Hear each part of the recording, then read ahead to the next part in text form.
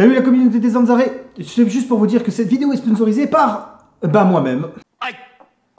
Et oui, j'avais des petits objectifs de 150 abonnés à la fin de l'année 2024 et en fait j'arrive fin novembre à l'heure où je vous tourne ces images et en fait on est 3200 sur la chaîne. Contrairement à ce qu'on pourrait penser, il n'y a pas de rémunération en dessous d'un certain seuil sur YouTube. Et aujourd'hui, moi, j'ai pas atteint ce seuil, donc je ne suis absolument pas rémunéré. Et cette chaîne, elle tourne uniquement sur mes fonds propres.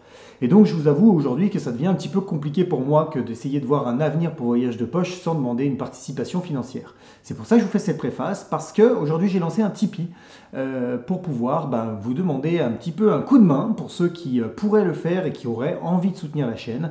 Donc je vous mets un lien dans la description. Je ne vous en dis pas plus. Si vous faites partie de cette communauté et que vous voulez aider, n'hésitez pas à le faire. Je vous en remercierai énormément. Sinon, profitez bien de ces images. Et je vous rappelle que toujours un petit commentaire, un partage ou ce genre de choses, c'est une façon de participer à la chaîne, puisque ça me permet d'avoir un meilleur référencement et potentiellement d'atteindre ces fameux objectifs pour être rémunéré par YouTube un peu plus rapidement grâce à vous. Voilà. Je vous embrasse. Bonne vidéo. À plus.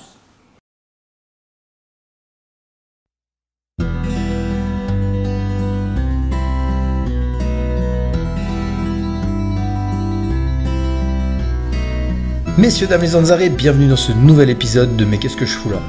Ah, quel beau pays que l'Italie. J'ai quand même la chance de faire ce métier de chauffeur de car de tourisme. Ça me permet d'aller voir des endroits incroyables. Et en plus, je peux vous emmener. Par contre, je le savais pas encore, mais j'avais le Covid, et les premiers symptômes se faisaient sentir. C'est pour ça que j'étais complètement à la masse lors de ce tournage. Salut Zanzaré, bienvenue dans cette vidéo. Alors je suis très content aujourd'hui, je peux enfin vous faire une photo. Merde putain. Allez hop, ça c'est fait.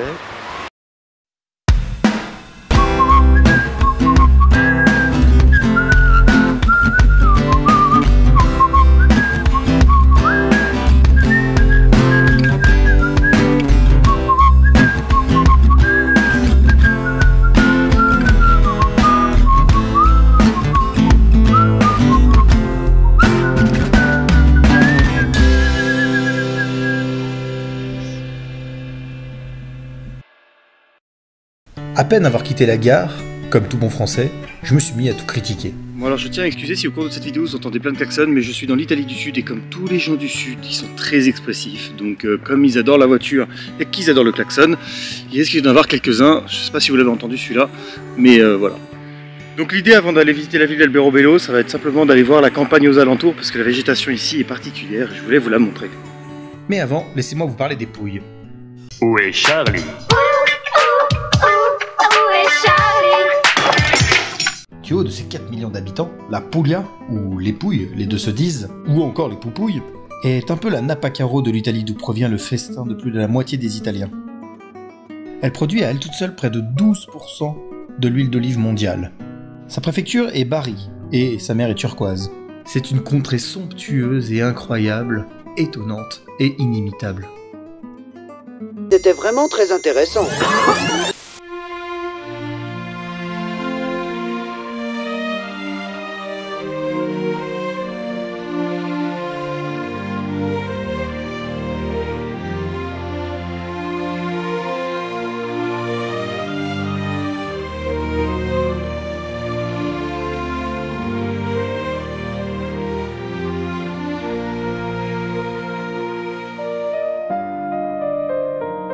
Ou alors que je vous explique, j'étais en train de marcher en direction de la campagne, au bord de la route, il y avait du bruit, etc.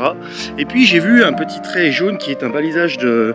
casse-toi la mouche, un balisage de randonnée. Et donc ça m'a emmené ici au bois de Selva.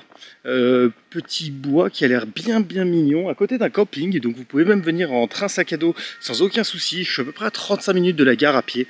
Donc voilà, on va aller voir un petit peu ce bois, ce qu'il dit. Il n'a pas l'air bien grand, mais ça fait toujours un petit espace aéré et sous les arbres. C'est très agréable ici. Il y a un truc que je trouve assez drôle, c'est que je ne peux pas vous le montrer en image puisque moi je roulais hier, mais nous nous sommes approchés de la baie de Tarente, qu'on peut appeler aussi la baie de Renato, et là-bas les terres sont beaucoup plus brûlées. Ici, quand on s'approche du centre du talon de la botte italienne, on a beaucoup plus une végétation très verte, vous voyez.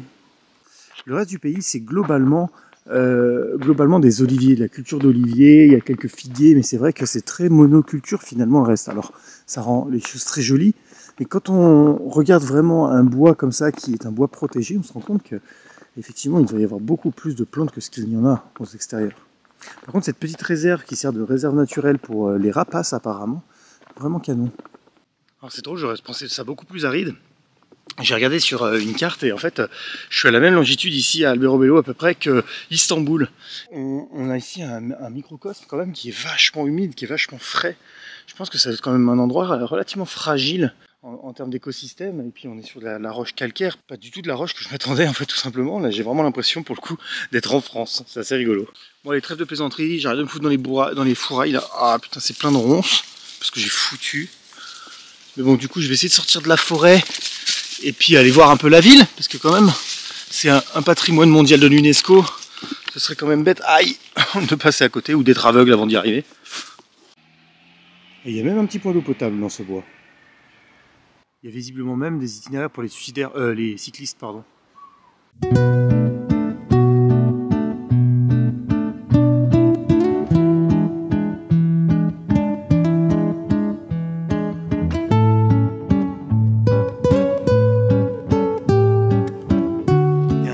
Seul là. Je suis curieux de voir à quoi ça peut ressembler à l'intérieur. Je m'incruste un peu dans l'allée, mais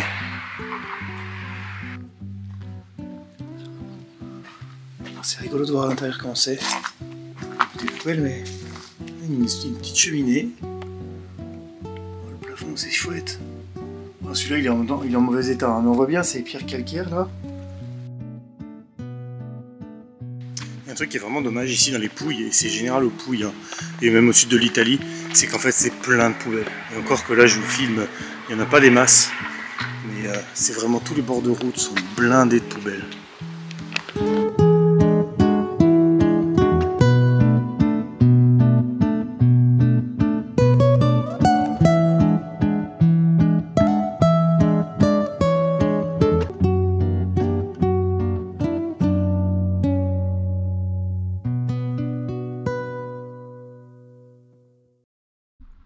Un arbre à couilles!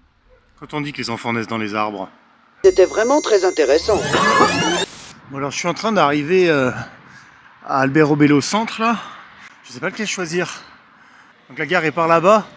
Je vais aller... Allez, je vais opter pour... Ah je sais pas, est-ce que je fais durer le suspense ou pas? Non.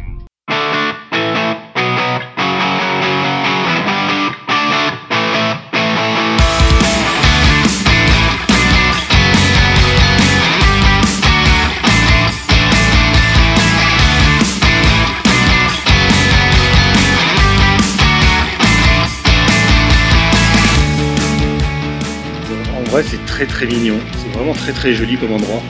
Mais alors, qu'est-ce que c'est blindé de monde? Bon, ça se comprend, hein, mais là on est vraiment dans le tourisme de masse, hein, vraiment, il y a du peuple de partout.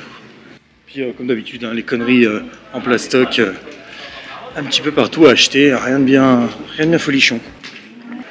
En fait, la particularité d'Alberobello, c'est que c'est un centre-ville qui est ethniquement fait avec des trous lots. Enfin, avec des trulli, pardon, parce que ça se conjugue en italien, et c'est ça sa particularité, c'est pour ça que c'est classé patrimoine mondial de l'UNESCO. En fait, des trulli, on en trouve un petit peu partout ici dans la région des Pouilles, mais pas en aussi forte concentration comme ici. Et ici aussi, il y a la particularité d'y avoir le seul trullo à 2 étages. Donc les trullos, en fait, c'est des petites baraques rondes qui sont faites à base de... Enfin, la base est carrée, le toit est rond, pardon, qui sont faites à base de calcaire, hein, qu'on trouve dans la région. Et en gros, ils font le toit sans ciment. C'est-à-dire que c'est juste des pierres superposées, le toit. Et c'est des pierres qui souvent viennent des fondations de la maison elle-même. C'est-à-dire qu'ils creusent dessous pour faire leurs trous. Et ils se servent des pierres de surface pour faire ces toits. C'est pour ça que les toits sont gris et que les murs sont blancs. Bon, les murs sont blancs sont aussi parce qu'ils sont peints. Voilà, vous avez une grande rue principale tout en bas de ce quartier historique et vous y trouverez pas mal de restaurants. Alors je pense que vu le monde, n'hésitez pas à réserver avant de venir parce que sinon vous risquez de vous retrouver à bouffer des sandwichs. Si vous voulez vraiment manger un resto, réservé parce qu'il n'y en a quand même pas beaucoup par rapport au nombre de personnes qui visitent et je ne suis qu'au mois de septembre, donc faites attention à la période. Mais voilà.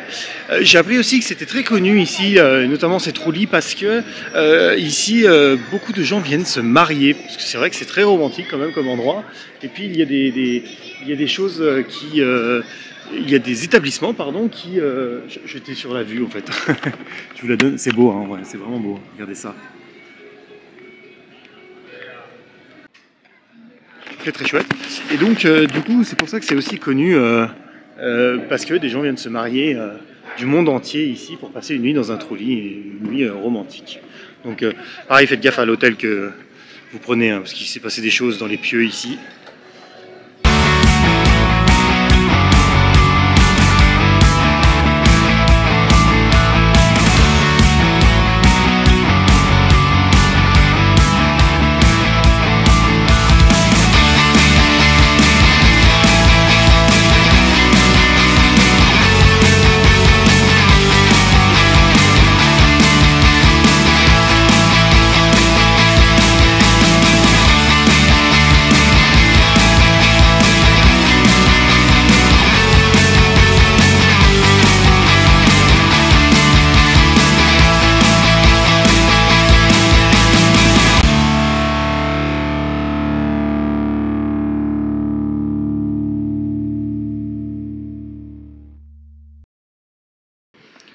Bon, dans l'idée, c'est très joli ces petits quartiers des Trou-Lits là, vraiment, oui, c'est quelque chose à voir, hein, très clairement. Par contre, je vais aller quand même voir un petit peu l'extérieur, voir ce qui s'y passe. Je pense pas grand chose, mais on sait jamais. Et je veux pas en rester à simplement le coin touristique, vous me connaissez. C'est vraiment rigolo ces Trou-Lits parce que même quand on va dans des quartiers bien résidentiels, là, je suis bien remonté, hein, vous voyez, je suis quand ça m'éloigne vachement de la ville. Et on en trouve encore partout. Je trouve ça vraiment trop stylé. C'est rigolo, vous voyez, il y a même des Trou-Lits dans les usines, quoi. Bon, au niveau quartier résidentiel, rien de très palpitant, mis à part une chose qui est assez étrange, c'est que quand on travaille dans des quartiers touristiques, souvent les boutiques, soit il n'y a pas d'odeur, c'est le mieux, soit on se retrouve avec des odeurs de plastoc. Là, par contre, on se balade dans la ville, il y a pas mal de primeurs, de petits cafés, et il y a des volutes de sucré, de café un peu partout dans les rues. J'avoue que c'est pas mal, c'est vraiment une expérience vraiment sympa. Par contre, un petit truc assez bien dans la ville, c'est qu'il y a quand même disséminé un petit peu partout, dans toutes les rues, des bornes d'eau, enfin des fontaines pour pouvoir s'abreuver à foison. Et puis des toilettes aussi, s'il faut se désabreuver à foison. Bon, globalement, le centre-ville est plutôt assez actif. Par contre, c'est très difficile de faire la différence entre actif pour les touristes et actif pour les locaux. Alors, tant mieux, parce que j'ai envie de dire, ça donne une espèce de symbiose. Mais est-ce que ça le serait s'il y avait que des locaux? Ça, je sais pas. Et du coup, j'arrive pas à m'y faire. Ça va être pour moi la fin du tournage là, mais en fait j'ai la chance pour une fois de pouvoir faire quelque chose que je fais peu, donc je vous retrouve ce soir pour de nouvelles images. J'ai même oublié de mentionner qu'Alberobello était vachement bien situé par rapport aux Pouilles. Mis à part les trains qui passent à la gare dont je suis parti, il y a aussi ici, vous trouverez en termes de transport en commun, des cars régionaux qui sont liés au réseau du train et qui vous permettent d'aller un petit peu dans les villages aux alentours et même vous approcher de la mer, parce qu'Alberobello n'est pas au bord de la mer.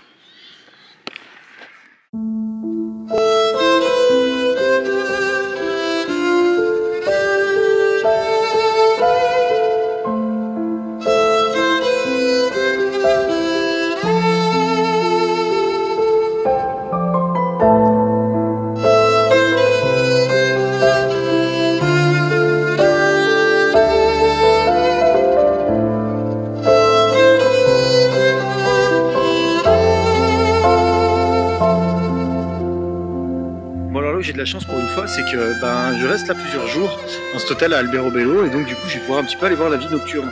Alors j'ai un peu de malchance dans mon bonheur parce que il y a quelques gouttes de pluie, je suis pas sûr que la météo se tienne, mais je vais peut-être pouvoir vous faire quelques images et puis me faire quand même un petit avis pour voir un petit peu, surtout qu'on est vendredi soir là, à l'heure où je tourne, donc peut-être une vie nocturne un peu active ici dans le coin, donc c'est ce que je vais essayer d'aller découvrir.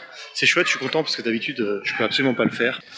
Il y a plein de choses qui différencient le nord du sud de l'Italie et parmi ces choses-là, il y en a une qui est assez flagrante ici, c'est que entre le nord et le sud, les horaires de travail, on va dire entre guillemets, des personnes qui y vivent ne sont pas du tout les mêmes. Et donc du coup, ils vont ouvrir boutique vachement plus tard le soir.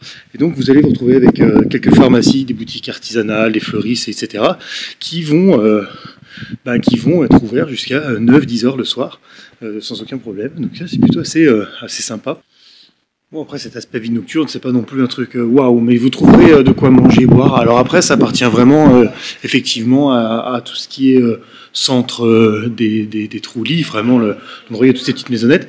Là, j'ai un peu de temps, j'ai envie de prendre mon temps, je vais quand même aller voir un petit peu en extérieur de cette zone, voir s'il y a un peu d'animation ailleurs.